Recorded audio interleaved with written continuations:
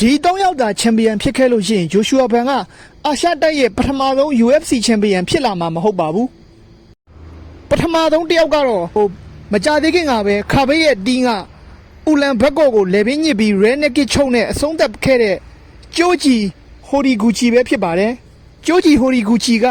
2015 April 26တုန်းကဒမီထရီယဂျွန်ဆန်နဲ့ UFC Flyweight ဘက်ကိုမှလူဖို့အခွင့်အရေးရခဲ့ပါတယ်ဒါပေမဲ့သူ့ပြိုင်ဘက်ကဒမီထရီယဂျွန်ဆန်ဖြစ်နေတဲ့အတွက်အခွင့်အရေးမရှိခဲ့ပါဘူး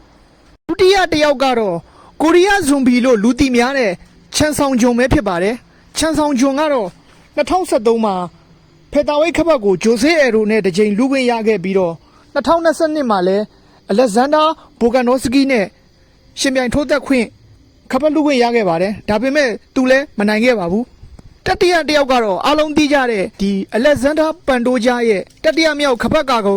ပွဲဖြစ်တဲ့ဒီကိုင်အဆာကူလာနဲ့ပွဲဖြစ်ပါတယ်သူလည်းအခွင့်အရေးရှိခဲ့ပေမဲ့ပန်တိုဂျာကိုမနိုင်ခဲ့ပါဘူးဘယ်လိုပဲဖြစ်ဖြစ်ကျွန်တော်တို့ရဲ့ fighter လေးဂျိုရှူအာဘန်ကတော့အာရှတိုက်ရဲ့ပထမဆုံးချန်ပီယံမြန်မာနိုင်ငံရဲ့ပထမဆုံး UFC Flyweight ချန်ပီယံပဲဖြစ်ပါတယ်